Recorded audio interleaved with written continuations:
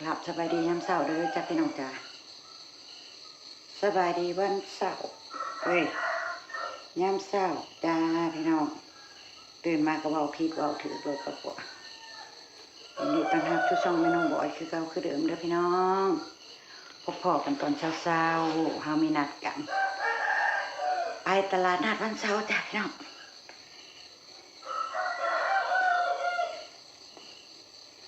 เป็นอะไรทางพี่ทางน้องฝนหยุดกันแล้วบ่ทางประบัวหยุดเลยเด้อพี่น้องหยุดแต่เมื่อคืนแล้วบ่เห็นตกอีกเลยตกแต่ตอนหัวค่ำแล้วก็หยุด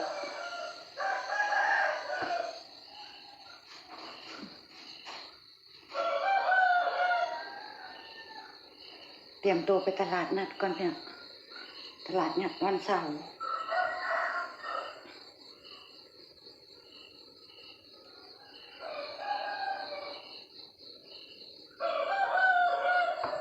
ตื่นมากระหน่ำปวดหน้าไข่พี่น้องเอ้ยนอนหลายเพราะปวดนอนแต่หัวแรงเลยเมื่อคืนนี่อากาศดีนอนรับตั้งแต่2 ทุ่มว่ะ รับบู๊เรื่องเลย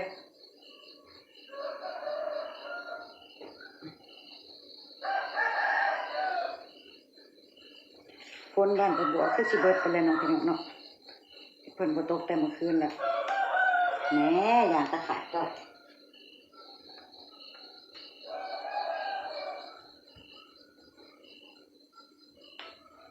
ขอให้เพิ่นเบิดเพิ่นผ่านเถอะพี่น้องเอ้ยบัวสิได้หาลุงพรตัดเขาให้แล้วให้เสร็จฟังเบิ่งตอนสวยๆแหละสภาพดินฟ้าอากาศเพิ่นสิเป็นอะไรเนาะก็จังลุยกันต่อแต่ตอนนี้ไปตลาดก่อนพี่น้องไปตลาดนัดหาซื้อเสบียงอาหารมาใส่ตู้ไว้พร้อมแล้วก็ไปขายก๋วยเตี๋ยวพร้อมพี่น้องวานกระบัวขายก๋วยเตี๋ยวกับบ่มีเนื้อมีแต่ลูกชิ้น เนื้อเบิดเนื้อตุนปลาบัวเบิดพวกชิ้นเศษพวกเนื้อเศษพวกอันนั้นที่ปลาบัวมาเฮ็ดเอ็นแก้วอันนี้พี่น้องเบิดผักบุ้งกับเบิดผักจับผักแก้มเพอกับเบิดพอดีแหละฝนบ่ตกไปตลาดกันโอ้ยอย่างหัดผมตะขาด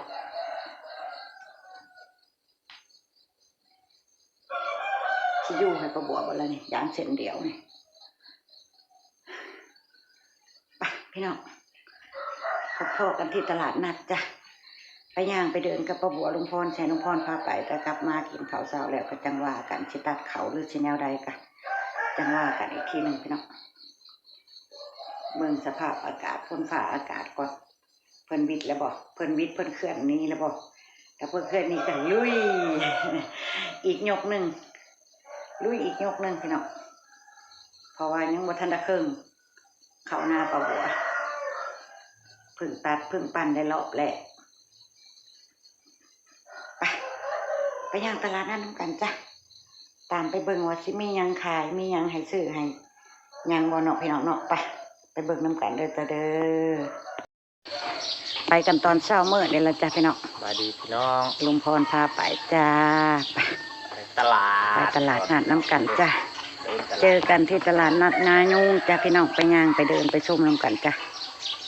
มาฮอดแล้วจ้ะพี่น้องตลาดก็เป็นสีบอยากคึกคักไปได้เลยเนาะไปกะคนคนดีคักคนดีคักมาตามทางว่าแม่นอันเดือน6พ้นใหม่ผ้าใหม่พี่น้องเอ้ย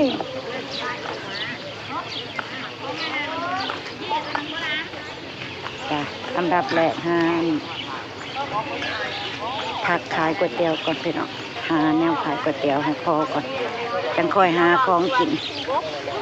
ค่อยหาเสบียงอาหารไว้ใส่ตู้เนาะพี่น้องไปตามลุงพรไปจ้ะลุงพรถือกระตานี่เอามือนี่มันเป็นได้ว่าเปลี่ยนมือเปลี่ยนท่าเปลี่ยนทาง เปลี่ยนบทคุณแอลแต่ลุงพรมือนี้ เดนี่แวหาดเนี่ยเลยผักหอมเรางามแต่เห็นดับแกละว่ามันคนบุคือคักเขามาคือคักขนาดเดียวโอ้ยผักหอมเอาให้แน่ผักหอมนี่นี่นะ ตัวนี้ กำเท่าไดหอมนี่10 บาทเอากำนึงก่อนเลย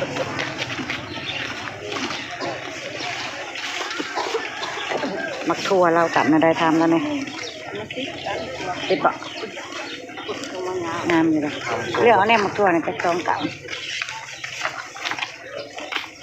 ตัวนี้แมงบ่าวบ่ มันบ่แม่นนะลุงพรมาสลับกันนะ เฮ้ย อ้าวมันบ่แม่นดอกเนาะมันต้องเปิดโบอ่ะพี่น้อง เอาทั้งไม่คาดก่อนผักหอมเราถือมาจ่ายเงินเพิ่นเด้อน้ำกันบ่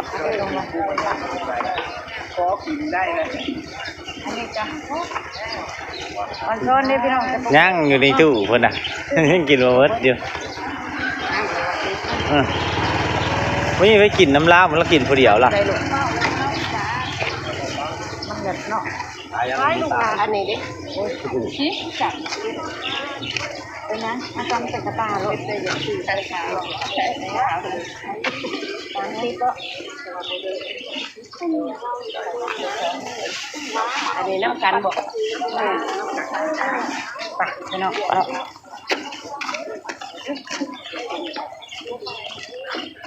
นาวเป็นใหญ่ใช่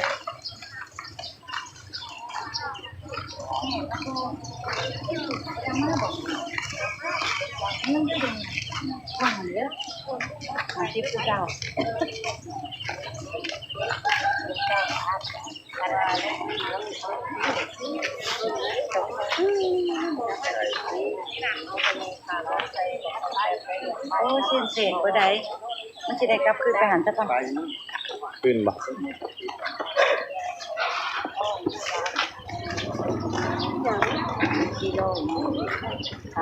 ครับคือบางกินเศษกับพี่น้องทั้งนี้บ่มีซะเบิดล่ะเอาบวกไปแล้วผมทำหนาเป็นแหลมไปโอ้ยที่หลังนี่นึงอ่ะ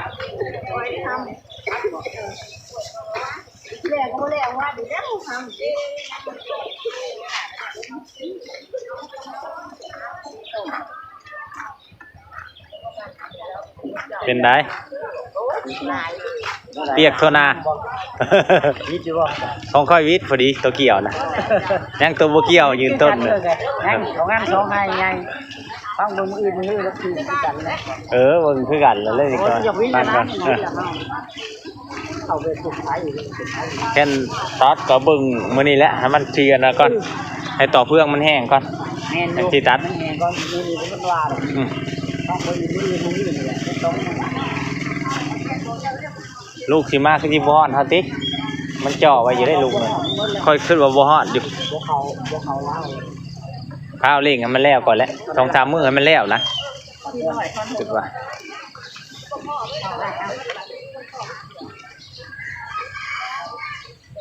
เพราะแม่นมื้ออื่นสิได้เข้ามาหากันบ่ขนาดนี้มาใหม่เสร็จแล้วก็มาให้ฉันเลยนะเบิดแล้วก็มาใหม่โอ้ยนี่หายแล้วเอาเข้าซะต้นเดี๋ยวนึงสิโบยตองแม่น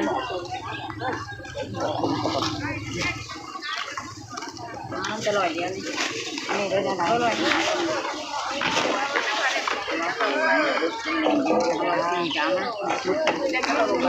เมื่อผม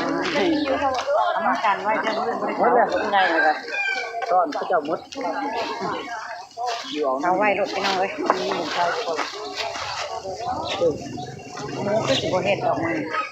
หมูโลละ20น้ำมันเดี๋ยวละน้ำมันแล้วบ่เอาเบิดย่างกับหมูเอาแล้วกับหมูเห็ดบ่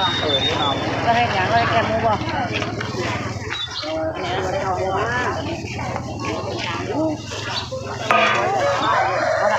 แม่สิ่งมันย้ายเลยมาหายเดี๋ยวเราบุมาไปตั้งบุเลยต้นก็ได้ด้วย ถึงคลองมังปลาบัวแล้วพี่น้องลุงพรบ่มัก มักนาวอันใหญ่นะบอกว่าโตเขานี่ละ10 บาทบอกราคานี่ดู นี่ยังไงให้เป็นถุงเฮ้ย มักนาวอันนี้กินเล็กผักกุ้มบอก อ้อมผักกุ้ง กินบ่เป็นเด้อ ก่อนนั้นเขาใช้ประทัดออก ตอนนี้ใหญ่อยู่เนาะ ใหญ่กว่าว่านนี่ได้ผลมาที่มือวานเนี่ยพันน้ำมาอีกเขาได้ลงไปขายข้าวดีใจเป็นที่นี่ของแท้จริงเลยคนไปข้าวได้หนึ่งจะจะข้าวบนนี้เลยบ้าทุกยอด เท่าไรนี่ 10 ซื้อผักชีมาไว้ออมก่อน คือในทานน้องน้องมันเคยใส่ก่อนเราเคยใส่ก่อน น้อยๆมันก็ไปเอาดี นี่เราไม่ได้มันรู้เหมือนกัน นี่ก็10 บาท ไอ้เรื่องเป็นมาทั้งมาไอ้เรื่องมาดีเลยเป็นยังไงว่าคนมาเคยใส่มากเลยโอ้ เคยจะอ้อม นี่มายืนที่ก่อนนี่ว่าน้องจริงบอก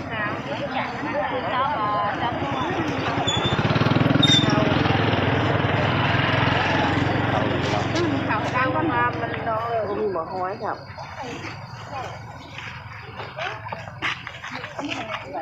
ผู้ชายแต่ก็ส่งไหม เอาเลยเอาถุง พอดีกินแบบเป็นเราซีหมักๆกันนะครับส่งเอาถุงหนึ่งจ้าถุงเท่าไหร่9 บาทได้บ้าง มะซาว มา5 บาทโอ้โหหนัง หนังรส กินบ้าหนังแก้วบองโอ้ปวดแก้วดีจัง หนังเวียงบ่ มาซื้อหมักเล่นหมักเตะมันพร้อมหมักทั่วไปมีเรื่องมาซอยเนี่ยมาทำอะไรเลยนะซอยเนาะกันยังว่าให้ซอย คุณช่วยกายเด้อมือเด้อบางทีเด้อ ชื่อแล้วผักชีกันเลย เด้อมือเด้อ ผักชีขาดปุ๋ย 10 บาท โอ้ยถั่วให้พี่น้อง 10 บาทก็มีมักทั่วปีเอาแน่มักละ10 บาท หอมปอกงามขนาดเนาะไอ้ผักบัวอยู่พี่งาม ใช่นี่ เนี่ย เลยดิ ไปเปลี่ยนนะน่าสิเนาะ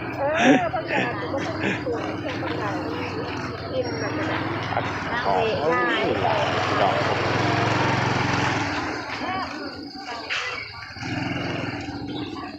สุดเลยมันตลาดพี่น้องมันหลายไปนะ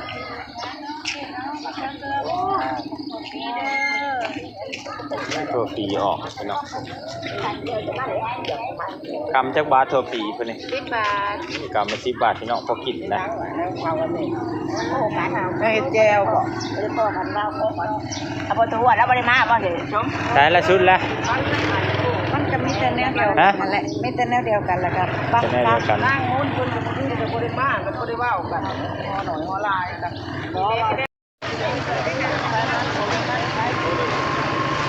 เอาหกพี่น้องเอาชื่อเอาผ้าห่ม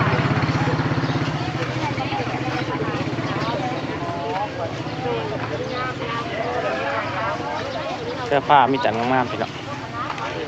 ให้ส่งขยาวลูกชายเจ้านะเลือกเบิ่งได้ไหม นี่แหละ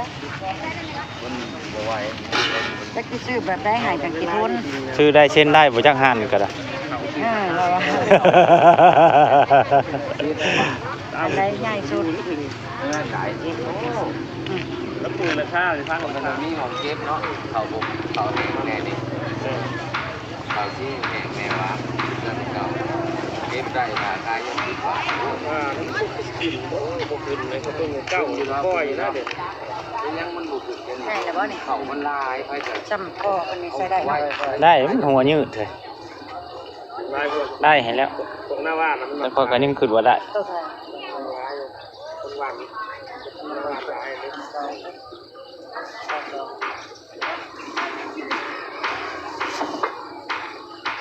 ซื้อให้น้องบิ๊กก่อนไปน้อง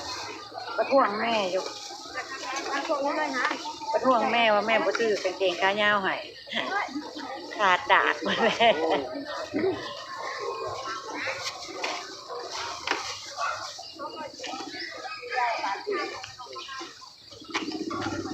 จะเอาแบบนี้ว่ามึงหายใจ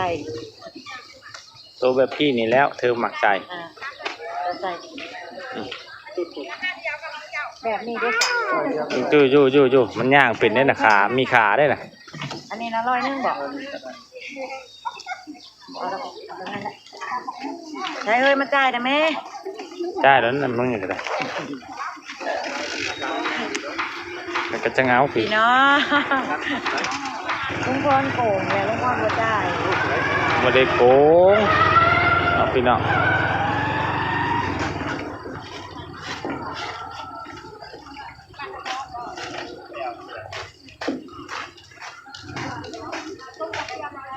แบบนี้แห้งบ่ทนขนาดน้องเด็กไก่ด้วยไป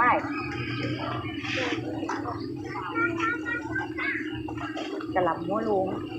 เอาหน่อยพ่อ ซื้อห้านในแล้วคนซื้อมาทางในแหละ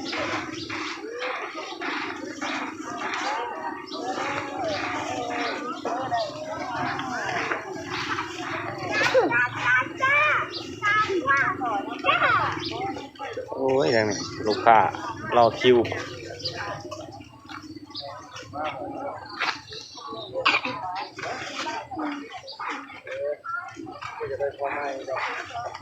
อันนี้เป็นหย่อ ย่อ ไปกุ้งพี่น้องเบิ่งกุ้งปะ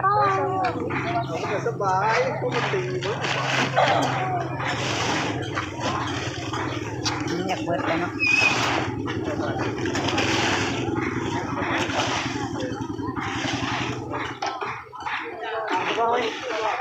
เอาเลยหัดได้เลย มันก็ไปอย่างงามค่ะ อืม บริอย่างงามเลยเอาเถอะนี่ แกงเขาเป็นทั้งหลุม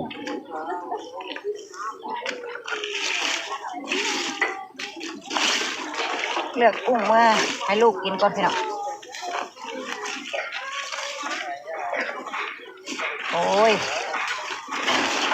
แต่งามสุดซ้ำนี่สุดซ้ำนี่แหล้วเนาะเพื่อจะมาฮอดบ้านปะบัวพี่น้องเอ้ย น้ำยังหัวมันแบบ เพื่อจะมาฮอด บนน้ำ เพื่อจะมาฮอดเฮา ขึ้นเลย อืมแต่ว่าตัวเพิ่นก็ใหญ่ดีอยู่เนาะ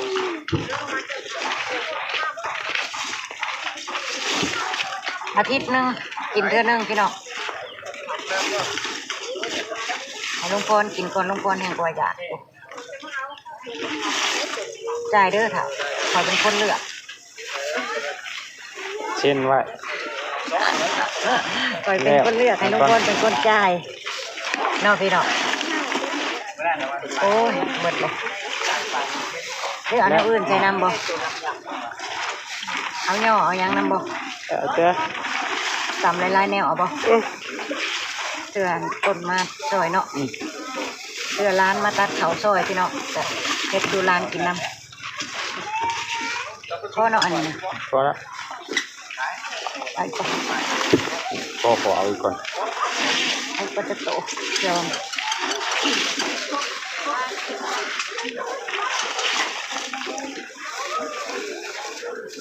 มันก็งามสุดซ้ำนี่แหละปะบัวเอ้ยพี่น้องว่ะเจ้าสิเลือกหาหยัง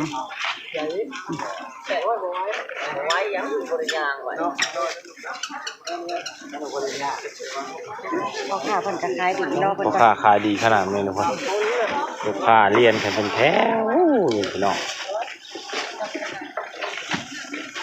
พี่เอาเองแล้วพอบัวเอ้ยพ่อค้าพอว่าง ใส่ตัวเราเองไปซื้อไป ใช่โทรเอาเองลูก น้ำหอมเงินคือ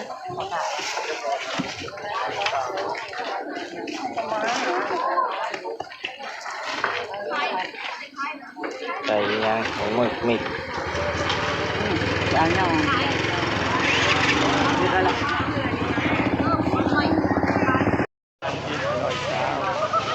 พอบัวคือเมาแท้มื้อนี้ ได้กินไก่เนาะ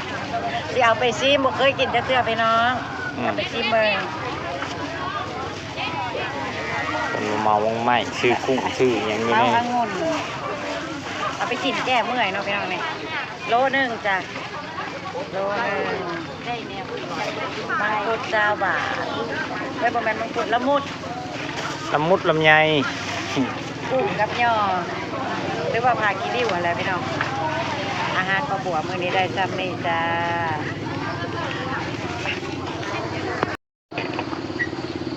เรียบร้อยแล้วจ้ะพี่น้องได้ครบแล้วจ้ะเหลือแต่ผักบุ้งเพิ่นสิไปส่งให้โยงเงินมื้อนี้เพิ่นบ่ได้เอามานำเพิ่นว่ากลับบ้านกลับซองกันจ้ะพี่น้องอากาศแจ่มใสซะเหลือเกินมื้อนี้คือสิบ่มีฝนน้องๆพี่น้องเนาะไปกลับเมื่อหากินข้าวเช้าลุงพรลุยตัดข้าวต่อแล้วจ้ะอำลาพระจากแล้วจ้าปอปบัวคลิปหน้าเด้อจ้ะพี่น้องไปแล้วจ้ะข้าวคองก็ได้ประมาณนี้พี่น้องได้ครบแล้วซื้ออาหารทะเลมากินเยอะกินพร้อมนี่พี่น้องไปแล้วจ้าพบกันคลิปหน้าจ้าลุงพรไปแล้วจ้าสบายดีพี่น้อง พี่น้